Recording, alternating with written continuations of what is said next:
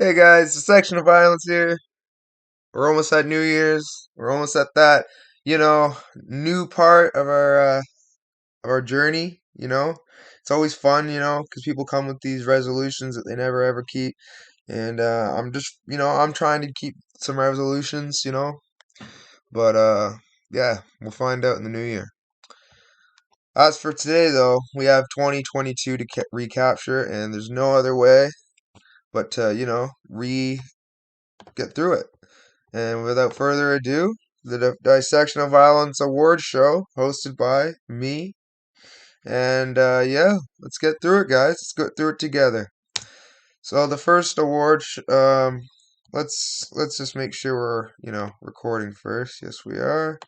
The first award was going to be for the male best UFC fighter. Now, there was a lot of contenders. I really thought about this one. Alex Pereira scoring a beautiful, beautiful knockout over Israel Adesanya after coming back after adversity. I was really on the fence with this one. Um, Islam beating Charles Oliveira after a great year for Charles, or after a great last year for Charles, beating, and then Edwards beating Usman after a great year. But there's only one man who I think really deserves it, and that man is Alexander Volkanovski. Congratulations, Volk. He earned my best male UFC fighter of the year.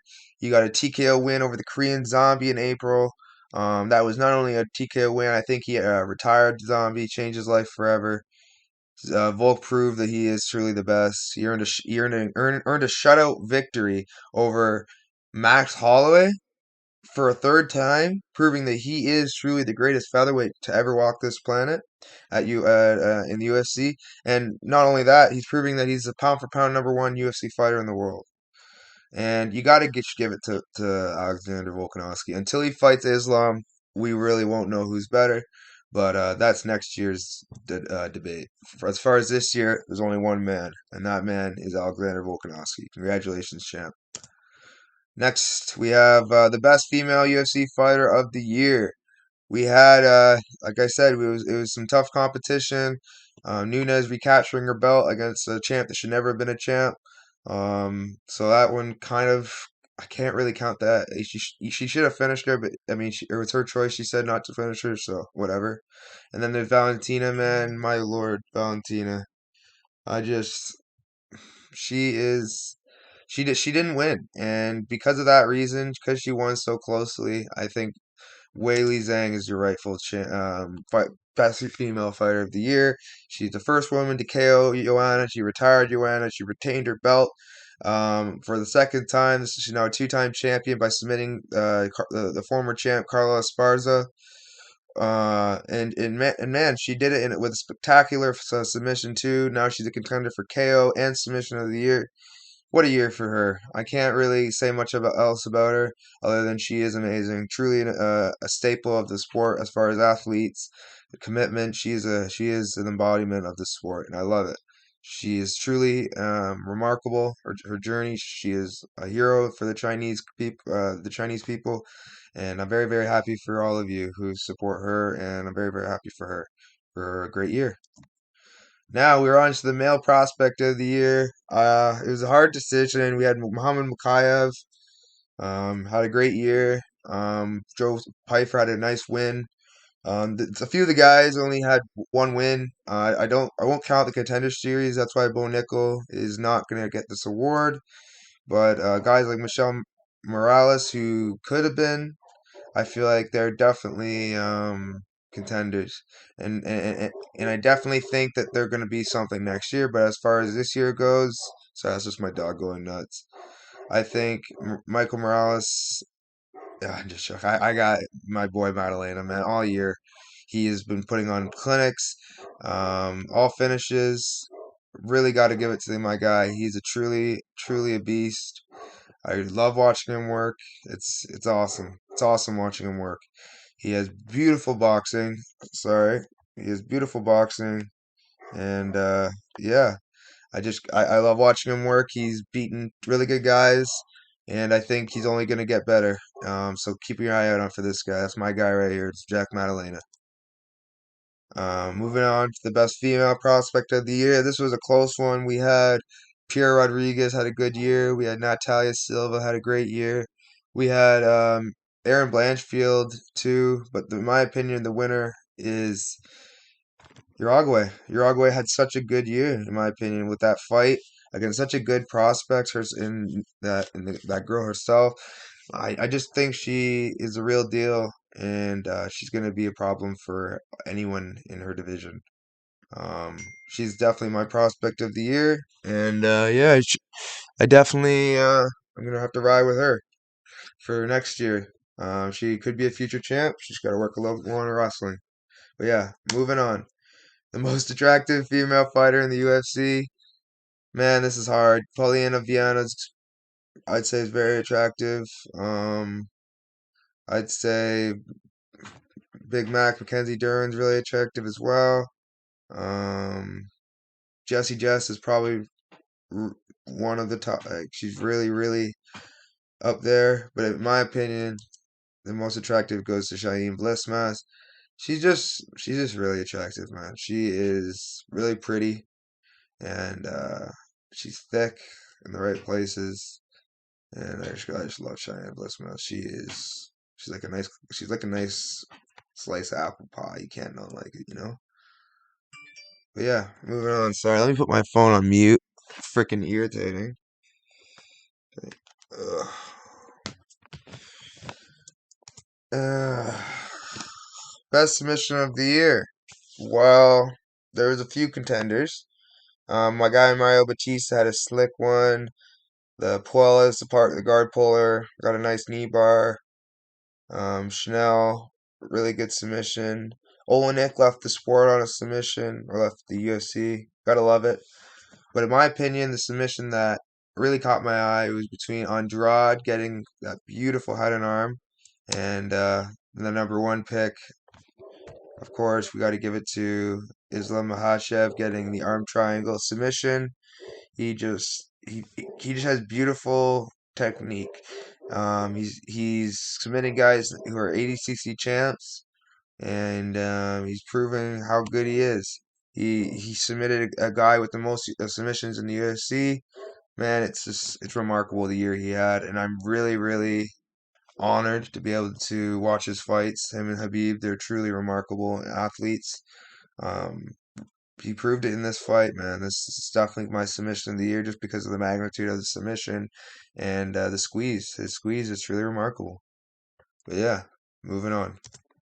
The best KO of the year. There was a few options. We had Asmat's flatlining, uh, flatlining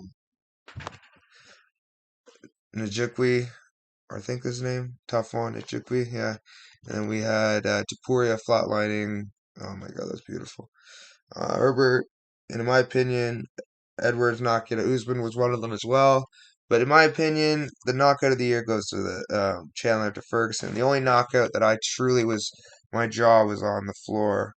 Not because of who, like, not only because of who got knocked out, but just because of the way they did it with how to be this one. I've seen front kick knockouts, but not the way Chandler did it. He did it like a football punt, but like only hitting with the ball of his foot.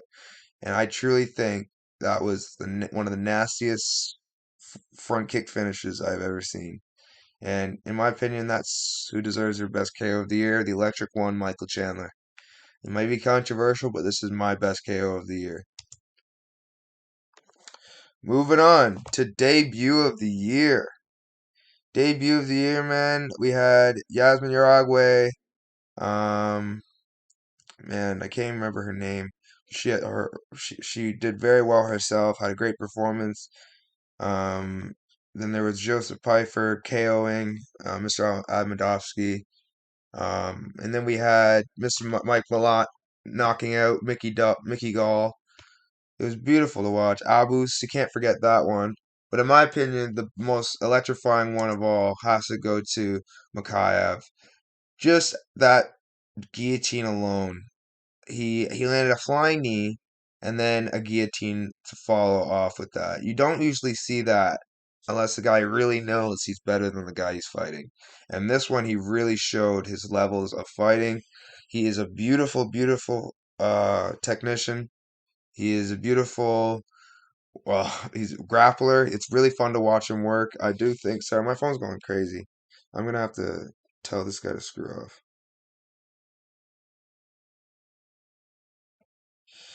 And yeah, I honestly think this was debut of the year.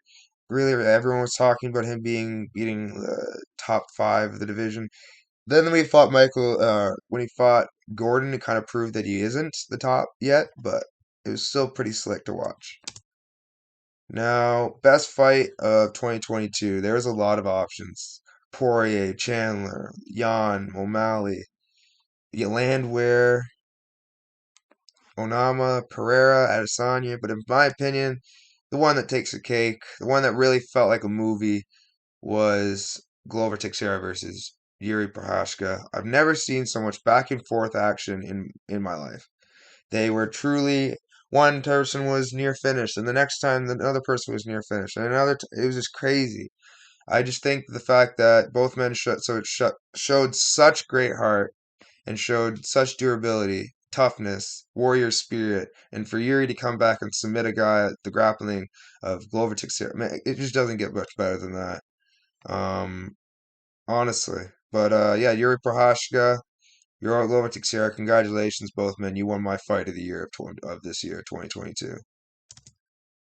Moving on to the fan favorite of the year award. I'm a little bit biased in this one, but you know, who is blowing up my phone? Yeah, yeah, I won't be here. And yeah, the sorry, I gotta just put my phone on the other side of the room for Christ's sake. Next time I do these videos, freaking just bad news after bad news. Anyways, yeah, my opinion, Sean Strickland. Did he lose twice this year? Yes. Is he still the funniest guy in the UFC? Yes.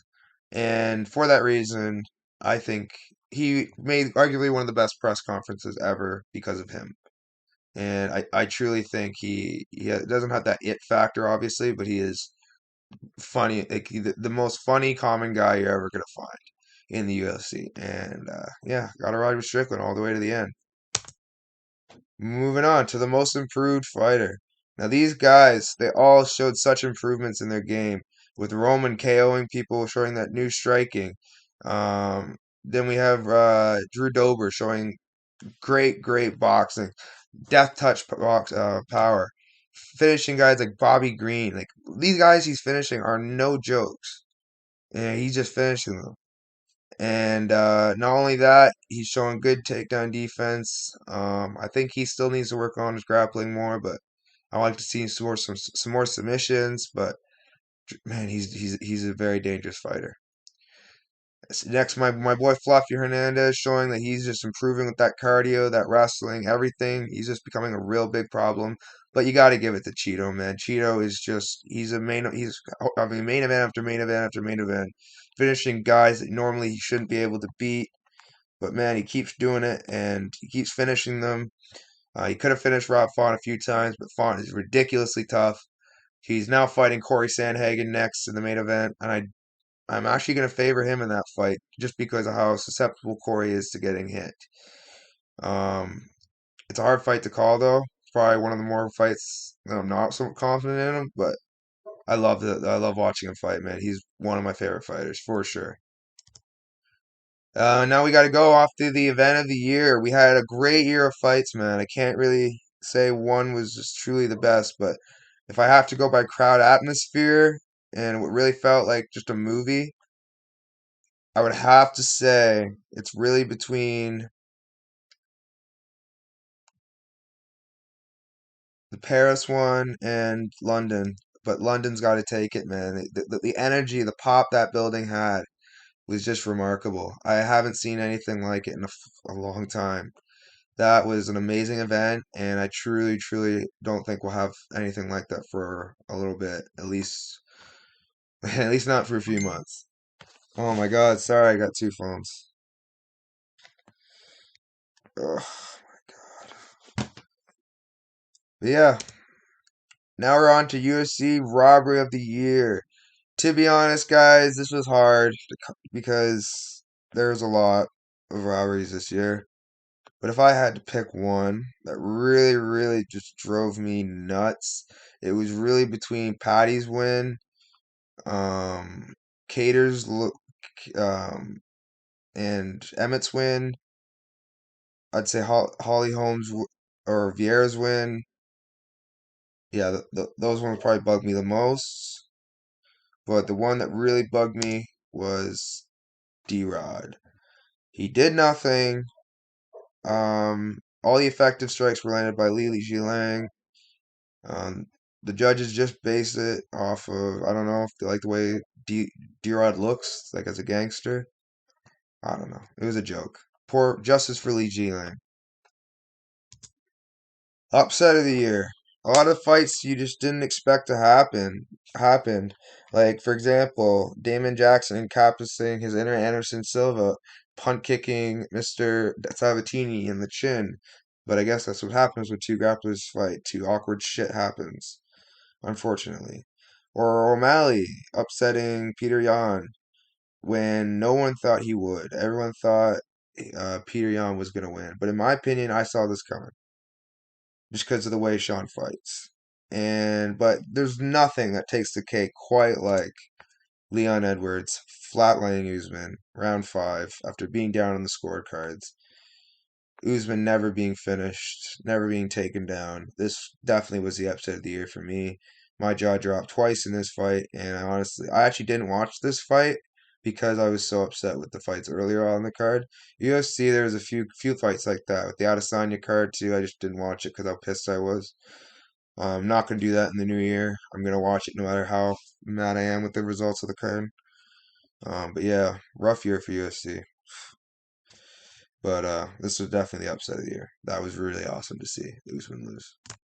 But yeah, moving on. Comeback of the year. Usman Edwards. That's probably the one you guys think, right? Wrong. I honestly do think that was very close. Definitely could have been if it wasn't for this one. Mudarji versus Chanel, very close as well. Robocop wasn't such a comeback. More so, I was like, how the hell did he even eat that so well? But the one that takes the cake, in my opinion, is Alex Pereira versus Adesanya. Two reasons. One, he almost got slapped in the first round, and the bell saved him. And then in the second and third, he got outpointed. And then in the fourth, he got absolutely manhandled, almost TKO'd by not even a grappler. So he showed a lot of heart when he could have quit. And in the fifth round, just out of pure hate for Adesanya, he came and he won. If this was anyone else, I have a gut feeling he would have folded. But because it was Adesanya, I don't think he wanted to give Adesanya that satisfaction. He came out like a bat out of hell, like nothing he had before, and just shut him down. Adesanya blamed his leg for the reason he lost, but this was like a Rocky movie, also in its own way. Great win for Pereira. And yeah,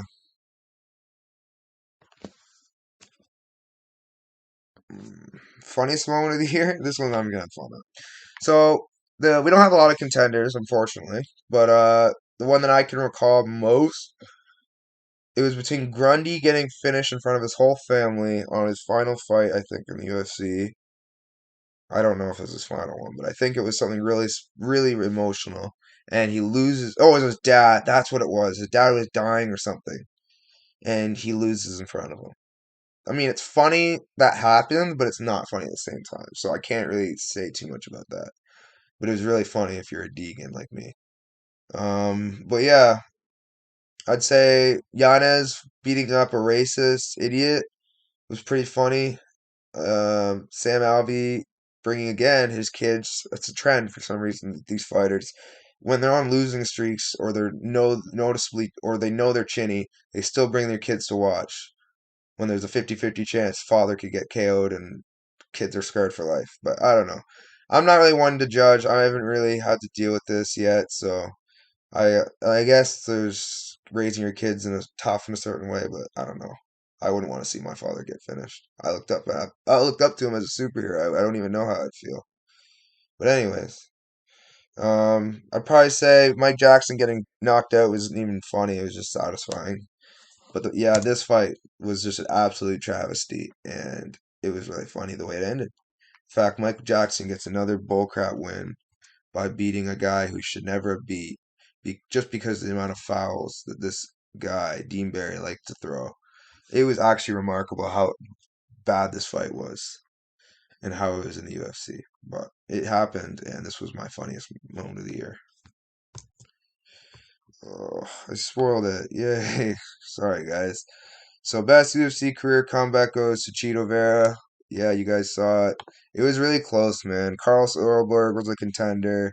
Mario Batista, Brendan Allen. Just because of the quality of the competition Cheeto faced, he stole it, man. Cheeto had such a good year, beating guys like Dominic Cruz, Font.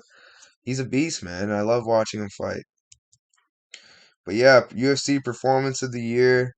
It was hard because Volk had a really good performance against Holloway. Didn't even really get hit. He was just playing with him. Prohashka made too many mistakes. Also, I would give it to him. It was more like his heart was why he's nominated. Giannis, that was just a fun performance more so than a perfect performance. It was more fun than anything. But I'd say the most clean, perfect performance of the year goes to Alex Volkanovski versus Chan Sung Jung. He gave him nothing. He made him look amateurish. And yeah, it was really, really sad to watch for if you're a Chan Sung Jung fan, which I am. And yeah, Volk really exposed him badly. That was really hard to watch. But that was my performance of the year personally. I think Volk's on a different level now, and I really think he's gonna beat Islam. It's gonna be close, but I do think he's gonna win. Moving on to Bellator. Best male fighter of the year. Man, to be honest, this was a hard decision. I really wanted to pick my guy AJ just because I want to pick him for everything, even the women's awards, just because he's the champ and he deserves everything. All the awards. Love AJ. But yeah, I honestly it was hard because Evelyn had a freaking amazing year. Pitbull had a good year too. Usman had a good year too. Usman, if he had better quality of competition, I would have had to take an Usman. But for that reason, you got to give it to Pitbull, man. He beat AJ McKee. Um, he beat Borax. I just think he's fighting another guy who he should be able to beat at the end of the year. I feel like he's just the best male Bellator has right now as far as male. I think AJ has a possibility of being that guy as well. I love watching AJ, so like I said, watch out for AJ. He's definitely going to be, if not the best male Bellator fighter, but possibly one of the top pound for pound fighters. So watch out for AJ. Love watching AJ. But yeah, moving on. Congratulations, Patricio. Bellator's best women's MMA fighter. You got to give it to Cyborg, right? Wrong. She got nearly chin against Sinad Kavanaugh. Um, she beat Arlen Blanco. Good job. But she didn't finish her. And I got to give it to the champ. She finished this Velasquez girl twice. Proved that it wasn't a fluke, and I bet on her twice as an underdog. I got to give it to my girl Gorilla. She is a monster, and I do think even in her later years of her career, she is the best Bellator girl that they have, other than Cyborg. I think Cyborg is the better fighter for MMA, but I just think Gorilla had a better year. And that for that reason, the Bellator's best women's fighter for 2022 goes to the Gorilla. Moving on, Bellator's best MMA prospect. I've been talking about him nonstop. You already know. Sullivan Cully was a real consideration with the year he had, but the quality of competition, you got to give it to Mr. Aaron Jeffrey. He is a monster, man. He has the cardio for days. He has got anti-wrestling, good striking. You gotta love him, man. He's a great guy. Uh, probably the best mullet in the game. Gotta love Aaron. He's I call him AJ, but Aaron's his name, and hurting people's his game. And you guys gotta watch him fight next year. I know who he's fighting, but it's not my business to tell. It's his. So you'll find out in the new year. And yeah, gotta love AJ. Pumped for his next fight. And yeah, I got him as the next middleweight champion if he keeps the trajectory he's on. And there's no debate here. Bellator doesn't really have an in-depth female like roster, so Samiko just out of activity, she's got to win it. Great, Samiko did get exposed a bit in her last fight, um, looking not the greatest against a 2-5 fighter, but I can't really go off 2-5, but you kind of gotta go off 2-5 when it's women's MMA. So yeah, not the greatest performance, not and apparently after she finished her once already, so. But she's got to win it off for the activity. So good year for Samika. Cage Warriors, male fighter of the year. We have Creasy, who, in my opinion, is going to lose to Hot tomorrow because he's already lost to him before. So why not again? Paul Hughes had a great year. George Hardwick had a great year. Um, but you got to give it to the man. And Christian Leroy Duncan. I don't see him losing to JT Money. He's a natural middleweight. He's huge. He doesn't get taken down by guys bigger than him. How are you gonna get him down, JT? How are you gonna get him down? If he gets him down, then we're gonna deal with some little more problems because JT is a beast, even though he's later in his career. I do think the younger, hungrier, more dangerous um, Christian Leroy Duncan is going to win this fight, and I feel like he's going to win this fight by decision, just because how tough JT Money is. But if he finishes him, even better. He'll get to that UFC contract even sooner. And the Cage Warriors Female Prospect of the Year and Female Fighter of the Year goes to Mrs. Jasmine Favela. Bello, she is a beast, great grappler, looks always for the finish, and love watching her fight. There's not a lot of girls for the Cage Warriors, but she showed up and she delivered. Now, for the best male prospect, this was hard. There was a lot of prospects. I wanted to give it to Samuel Barkoff of Activity, and to be honest, he was very close in my consideration. But just due to the amount of well-roundedness, I got to give it to Mr. Loughran. He is an absolute beast. When he gets a hold of you, he makes you pay when he's on the ground, and he is a problem for the guys in his division. Yes, he is on steroids, but most of the guys in the US, most of the guys in MMA are. So it's pretty impressive what he can do, and I'm excited to watch him in the next year. But Samuel Bark is definitely, if he wins, especially this weekend or tomorrow, I think he might edge it as well for male prospect. But for now, it's Loughran. Moving on, Fury FC's best male fighter. No, it was really hard because I wanted to say Mr. Romero, but just due to activity, you gotta give it to Yan. Yan is an absolute savage. Joshua is a man is a bad man. He is subbing people, knocking people out. He's just a problem, man, and I do think he's going to be a future champion if he keeps this trajectory up. Will I think he'll be a champion in the UFC? I don't know. I don't think so. But I love to watch him in the UFC. I feel like he'll be a star. But yeah, let's go, Manamar. Let's stand up for your guy, Fury FC's best male MMA fighter of the year.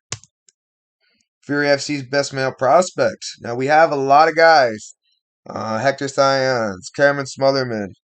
Man, like Macklin, there's so many guys, but you got to give it to Moreno. He absolutely has that it thing. He has the grappling, he's got the striking, and I do think he's got that confidence swagger that you need at this level. And I do think he's going to be an absolute beast in whatever league he ends up in. But I think if he could really do well in either Bellator or PFL, but it's up to him. It's his career, but I'm excited to watch it. Definitely one of my favorite prospects from Fury FC. Congratulations, my man. LFA's best male fighter of the year. This was a hard decision. Mr. Delano, he should have been champ, but he can't make weight. Muay Gafurov with in my opinion, a lucky spinning back kick that landed on the floating rib. But he still won very, very dominantly.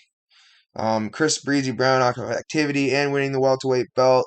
You want to give it to him too. but you got to give it to Delano, man. He's beating guys like Michael Stack, Jonas Bellery, or whatever his name. I can't even say his name. He's beating a lot of really good guys, and for that reason, with who are also active, and for that reason, you got to give it to Delano. He's an absolute savage, and I think he'll be in the UFC someday if he can make weight. Let's go. And there's no, well, there was people, but I just don't think they're as promising as a prospect as Mrs. Kanoto. Kanoto is she's an absolute savage, great striking and great grappling, and I do think she'll be in the UFC someday. She's just extremely young. And the best male LFA prospect, it is hard. It is a really hard decision. It was between Tisha Guthro and Richie Miranda. But due to activity, you got to give it to Mr. Miranda. He was always competing. He was always consistent. Yes, Tisha had more fights, I think, but in my opinion, or not in my opinion, sorry, he had more fights in LFA. That's the point of this. And I think Richie Miranda edges it for this particular award for the prospect. But yeah, in my opinion, Tisha is a more well-rounded prospect. But I don't know. It's these guys are really, really good, both of them. Now we get into my bread and butter, BKFC best male fighter. Now we had we had Mr. Adams, we had Mr. Hunt, and we had the champ Palomino, double champ. So you got to give it to the double champ, man. He had such a great year. He defended the belt. He won a belt. I just think he's the man right now when it comes to bare knuckle FC. Next year, do I think he'll still be the champ? No. But for this year, he is the best male fighter. And there's no debate who the best BKFC women's fighter is. The girl who beats everybody, who makes girls retire. Hashtag Taylor Starling. That was the most embarrassing thing I've ever seen all year. She absolutely retired this chick. It was beautiful to watch. And yeah. Not now. Not now.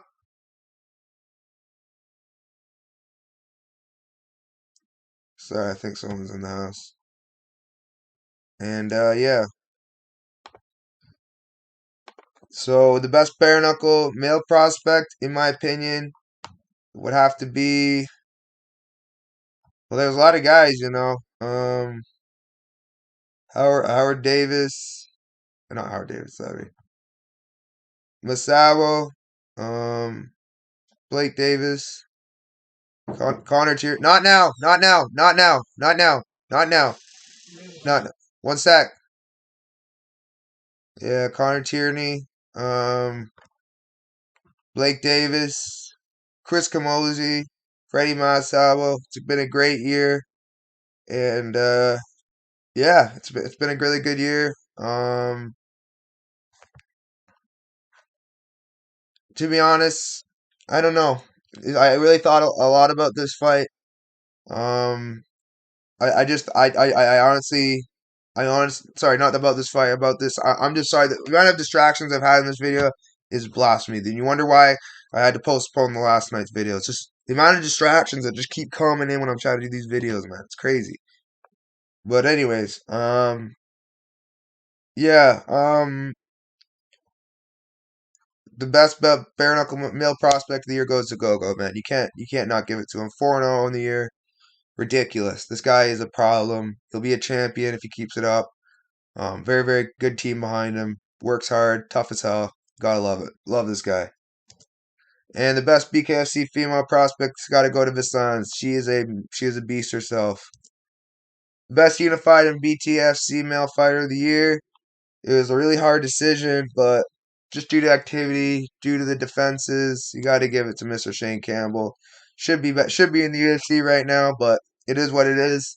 He's an absolute savage. Hopefully he heals up soon after that little injury he had at the end of the fight. Hopefully it's just a little injury, not a major one. Great guy, great fighter. Love watching him fight. The best prospect of the year, there was a lot of them. But if I had to go by activity, you got to go to Mr. Guthro and you got to go to Mr. Kavanchek, man. These guys are on the next level when it comes to male MMA for for 135 pounds, and for Canada. They're the top echelon when it comes to the MMA scene. It's really really fun watching these guys fight, and I honestly think they'll be in the UFC someday. Love watching these guys. These guys are also my teammates, so I ride for these guys all the time. The Ares FC Male Fighter of the Year goes to Mr. I can't even say his name, but he is an absolute savage. Not even gonna try to say his name; it's too hard. But he is a savage, Lazy King. Look him up. He is so freaking good. Just watch him, man. He is so good. Great ground and pound, great jiu-jitsu. I think he'll be, like I said, a future contender in whatever league he ends up in. The female prospect is Ovana Suric, picking up a nice submission win over Takana. Beautiful performance, great year for Suric. Really happy. If I could give the best male and female prospects, they'd have to go to Melissa Dixon and Hamzamoto. I can't even say his name either. Both these, she showed such good heart against a good prospect from Russia on the feet, and she took her down and drowned her. And then Mr. I can't even say his name. He is he is so good everywhere. I honestly think he also could be in a really good league as well. Um, Both these people are very, very fun to watch, and I honestly think you guys should give them more attention. I'll put their names obviously in the when I post them on my social medias.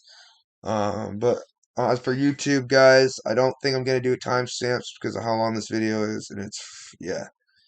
I might, I don't know. We'll see. But yeah, at least not right away.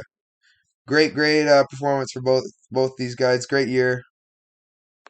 Really been a good year.